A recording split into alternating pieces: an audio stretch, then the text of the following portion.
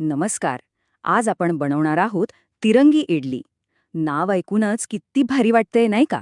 चवीला आणि दिसायला दोन्ही बाबतीत एकदम खास.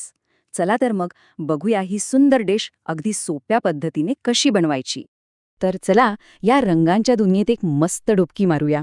खरं सांगायचं तर सण समारंभ असो किंवा रोजचं जेवण, ही डिश आहे ना प्रत्येक क्षणाला एकदम स्पेशल बनवते. पण आधी हे समजून घेऊया की ही तिरंगी इडली म्हणजे नेमकं आहे तरी काय. सोप्या भाषेत सांगायचं तर ही आपल्या नेहमीच्या दक्षिण भारतीय इडलीचीच एक जरा हटकी आवृत्ती आहे.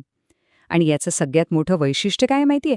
यात आपण कोणतेही आर्टिफिशियल रंग वापरणार नाही आहोत. सगळे रंग भाज्यांमधून, म्हणजे अगदी नैसर्गिक. बरं, मग ही चविष्ट कलाकृती बनवण्यासाठी काय काय साहित्य लागतंय त्यावर एक नजर टाकूया. चला, सगळी तयारी करून घेऊ. आता इथे बघा, गंमत आहे की नाही? मूळ साहित्य किती साधा आहे.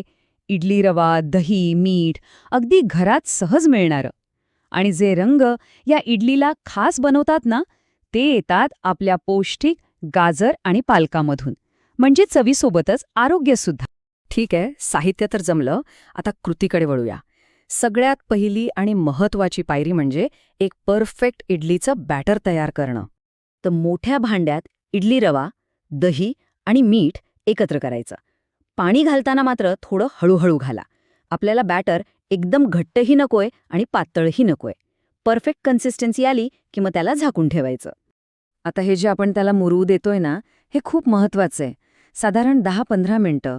या वेळेत काय होतं तर रवा ते सगळं पाणी आणि दही छान शोषून घेतो आणि त्यामुळेच आपल्या इडल्या एकदम मऊ, लुसलुशीत होतात. ओके, तर आपलं बॅटर मस्त मुरलंय. आता खरी मजा सुरू होणार आहे. हे तयार बॅटर आपण 3 सारख्या भागांमध्ये वाटून घेणार आहोत. पहिला भाग पांढऱ्या रंगासाठी तसाच बाजूला ठेवायचा. दुसऱ्या भागात घालायची गाजराची पेस्ट. झाला आपला केशरी रंग तयार. आणि तिसऱ्यात पलकाची पेस्ट. झाला आपला हिरवा रंग तयार. आता एक खूप खूप महत्वाची टीप लक्षात ठेवा. प्रत्येक रंगाच्या बॅटरमध्ये आपण थोडं इनो घालणार आहोत, पण घातल्यानंतर त्याला अजिबात जास्त ढवळायचं नाही. अगदी हळूवारपणे हलक्या हाताने मिक्स करायचंय. कारण काय माहितीये का, इनोमुळे बॅटरमध्ये जे हवेचे बुडबुडे तयार होतात तेच आपल्या इडलीला मऊ आणि जाळीदार बनवतात. जर आपण जोरात ढवळलं तर ते सगळे बुडबुडे फुटून जातील आणि मग इडल्या मऊ होण्याऐवजी चपट्या आणि कडक होतील. म्हणून हे लक्षात ठेवणं फार गरजेचं आहे. चला तर, आपले तिन्ही रंगांचे बॅटर तयार आहेत. आता वेळ आहे ती यांना एकत्र आणण्याची. सगळ्यात आधी इडलीच्या साचांना तेल लावून घ्यायचं. मग पहिला थर पांढऱ्या बॅटरचा, त्याच्यावर अगदी हळुवारपणे केशरी बॅटर घालायचं आणि सगळ्यात शेवटी वरच्या बाजूला हिरव्या बॅटरचा थर. हे सगळं करताना घाई करायची नाही, म्हणजे रंग एकमेकांत मिसळणार नाहीत आणि शिजल्यावर थर एकदम स्पष्ट दिसतील. बघा किती सुंदर दिसतंय. आता फक्त एकच पायरी बाकी आहे, यांना वाफेवर शिजवून खऱ्या अर्थाने तयार करण्याची. आपल्याला फक्त 10 ते 12 मिनिटं लागतील.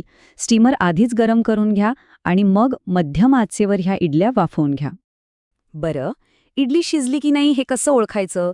आपली नेहमीची सोपी पद्धत, टूथपिक टेस्ट. एक टूथपिक आत घालून बघा.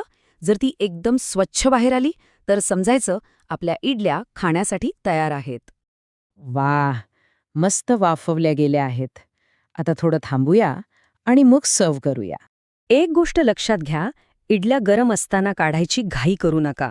थोड्या थंड झाल्या की त्या साच्यातून अगदी सहज सुटतात.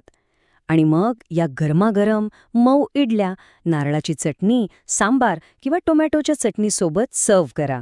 आहाहा, चव एकदम अप्रतिम लागते.